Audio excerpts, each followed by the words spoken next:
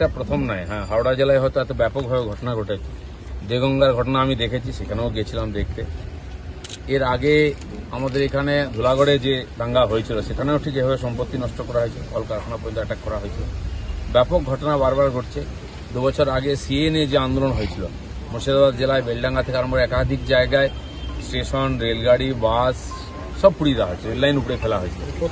এই যে মৌলবাদী শক্তি ধীরে ধীরে এখানে প্রভাবশালী হচ্ছে, এটা সরকারি ক্ষমতায় যারা আছেন তারা তাদেরকে তোষণ করছেন বলে হচ্ছে, এবং যারা এবারে তাদের ভোট নিয়ে জিতেছেন তাদের পক্ষে তো তাদের আটকানো সম্ভব নয়। তারা দর্শকের ভূমিকা পালন করেছেন, হাত জোড় করছেন। হাত জোড় করতে করতে পুরো বাংলাটাই দখল হয়ে যাবে।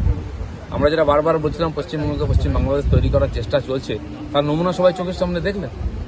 আর 1 বছর আগেই এই সরকারকে সাধারণ মানুষ জিতিয়েছে ভোট দিয়ে গণতান্ত্রিকভাবে। সেই সরকার সেই সাধারণ মানুষের জীবন ছেড়ে দিন, ধন সম্পত্তিরও সামান্য সুরক্ষা দিতে পারছে না, বরঞ্চ এই ধরনের যারা উৎপাত করছে তাদেরকে সহযোগিতা করছে, ইনডাইরেক্টলি তাদের সমর্থন আছে, তাই এরকম করার সাহস পাচ্ছে। পুলিশ একটা লাঠি চালায়নি কালকে, কথা আমরা দেখেছি।